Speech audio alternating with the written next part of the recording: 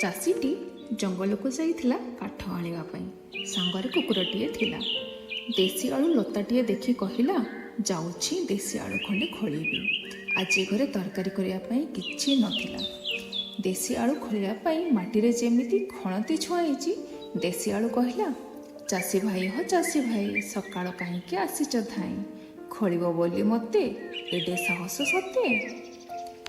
ଚାଷୀ କଲବଲ କରି ତା କୁକୁର ଆଡ଼କୁ ଚାହିଁ କହିଲା, ଆରେ ତୁ କ'ଣ କଥା କହିଲୁ?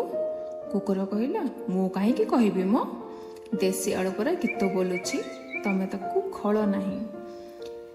ଚାଷୀ କୁକୁର ଉପରେ ରାଗିଯାଇ କହିଲା, ତୁ ଛାର କୁକୁରଟାଏ, ମୋତେ ପୁଣି ବୁଦ୍ଧି ଶୁଖଉଛୁ।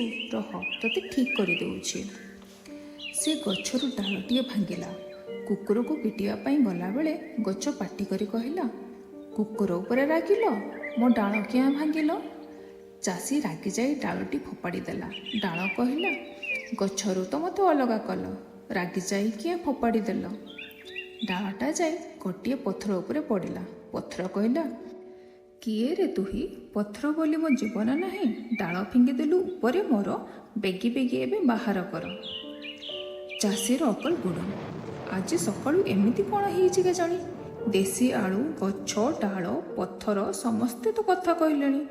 ଏହା ଭାବି ସେ ଏକାମୁହାଁ ହେଇ ଧାଇଁଲା। ବାଟରେ ଜଣେ ମାଛ ଧରାଳି ଜାଲ ଧରି ନଈକୁ ଯାଉଥାଏ। ସେ ଚାଷୀକୁ ଦେଖି କହିଲା, ହୋଇରେ ଭାଇ, ଧାଉଁ କାହିଁ ଅଣନିଶ୍ୱାସୀ ହୋଇ? କ'ଣ ହେଲା ତୋର? ଚାଷୀ କହିଲା, କ'ଣ ନ ହେଲା କହୁନୁ? ସକାଳୁ ସକାଳୁ ଦେଶୀ ଆଳୁ କହୁଛି ମୋତେ ଖୋଳନା, ଗଛ କହୁଛି ଡାଳ ଭାଙ୍ଗିଲୁ କାହିଁକି, ଡାଳ କହୁଛି ମୋତେ ଫିଙ୍ଗିଲୁ କାହିଁକି, ପଥର କହୁଛି ମୋ ଉପରୁ ଡାଳ ବାହାର କର। ମାଛ ଧରାଳି କହିଲା, ଏଥିରେ ଡରିବାର କ'ଣ ଅଛି? ଏତିକି ବେଳେ ତା କାନ୍ଧ ଉପରେ ଥାଇ ଜାଲ ପାଟି କରି କହିଲା, ତୁମେ ପୁଣି ପଥର ଉପରୁ ଡାଳ କାଢ଼ିଲ ନା ନାଇଁ? ମାଛ ଧରାଳି ଚମକି ପଡ଼ି ଜାଲକୁ ଫିଙ୍ଗି ଦେଇ ବୋଉଲ ବୋପାଲ ଡାକ ଛାଡ଼ି ଚାଷୀ ସାଙ୍ଗରେ ଦୌଡ଼ିଗଲା। ଦୁହେଁ ଧାଉଥାନ୍ତି। ବାଟରେ ସେମାନଙ୍କର ଭେଟ ହେଲା ଆଉ ଜଣଙ୍କ ସାଙ୍ଗରେ।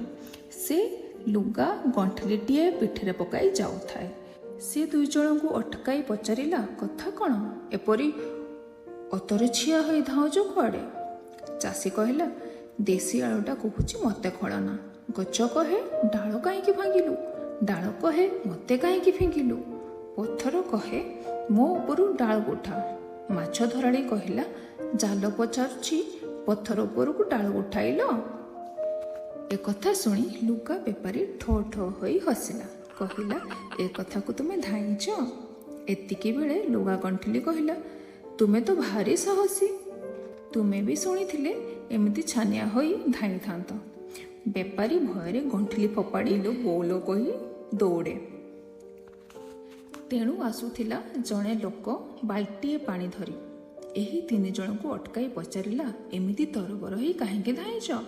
ସେମାନେ ଧଇଁ ସଇଁ ହୋଇ କହିଲେ, ଦେଶୀ ଆଳୁ କହେ ଖୋଳନା, ଗଛ କହେ ଡାଳ ଭାଙ୍ଗିଲୁ କାହିଁକି, ଡାଳ କହେ ମୋତେ ଫିଙ୍ଗିଲୁ କାହିଁକି, ପଥର କହେ ମୋ ଉପରୁ ଡାଳ ଉଠା, ଜାଲ ପଚାରୁଛି ଡାଳକୁ ଉଠାଇଲ, ଗଣ୍ଠିଲି କହୁଛି ତୁମେ ମଧ୍ୟ ଭୟାଳୁ। ବାଲ୍ଟି ଧରିଥିବା ଲୋକଟି କହିଲା, ପ୍ରକୃତରେ ତୁମେ ଭୟାଳୁ, ଏଇ କଥା ଶୁଣି ଧାଉଁଛ। ଏତିକିବେଳେ ବାଲ୍ଟି କହିଲା, କୁହ ନାହିଁ ବେଶୀ ବଢ଼େଇ କରି, ତୁମେ ତ ଡରୁଆ ତାଙ୍କରି ପରି। ଆଲୋ ମାଲୋ ଖାଇଲା କହି ଲୋକଟା ବାଲ୍ଟି ଫିଙ୍ଗି ଦେଇ ସେମାନଙ୍କ ପଛେ ପଛେ ଦୌଡ଼ିଲା। ଶେଷରେ ଯାଇ ସେମାନେ ସର୍ଦ୍ଦାରଙ୍କ ପାଖରେ ପହଞ୍ଚିଲେ। ସର୍ଦ୍ଦାର ପଚାରିଲା, କି ରେ କଥା କ'ଣ? ତୁମେ ସବୁ ଏପରି ଧଇଁ ସଇଁ ହୋଇ ଆସିଛ କାହିଁକି? ଚାଷୀ ତା କଥା କହିଲା, ମାଛ ଧରାଳି ତା କଥା କହିଲା, ଲୁଗା ବେପାରୀ ବି ତା କଥା କହିଲା, ବାଲ୍ଟିବାଲା ତା କଥା କହିଲା। ସର୍ଦ୍ଦାର ସବୁ ଶୁଣି ରାଗରେ ଫଁ ଫଁ ହୋଇ କହିଲା, ତୁମର ମୁଣ୍ଡ ସବୁ ବିଗିଡ଼ିଗଲାଣି, ଯାଅ ଯାଅ ନିଜ କାମ କର। ସେମାନେ ଆଉ କ'ଣ କରିବେ? ନିଜ ନିଜର କାନ ମୁଣ୍ଡ ଆଉଁସି ପକାଇଲେ।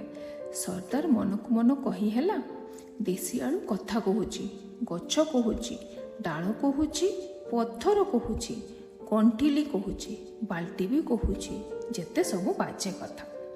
ସର୍ଦ୍ଦାର ଯେଉଁ ଗୋଠୁଲିରେ ବସିଥିଲା ସେ ସଙ୍ଗେ ସଙ୍ଗେ କହିଲା, ହଁ ବାଜେ କଥା ନୁହେଁ ତ ଆଉ କ'ଣ? ଏକଥା ଶୁଣି ସର୍ଦ୍ଦାର ଖଟୁଲି ଉପରୁ ଛାନିଆରେ ଗଡ଼ି ପଡ଼ିଲା। ତାପରେ ଉଠି କୁଦା ମାରି ଏକ ମୁହାଁ ହୋଇ ଧାଇଁଛି ତ ଧାଇଁଛି। ସେମାନେ ଦୌଡ଼ି ଦୌଡ଼ି କୁଆଡ଼େ ଯେ ଗଲେ ଆଉ ଫେରିଲେ ନାହିଁ।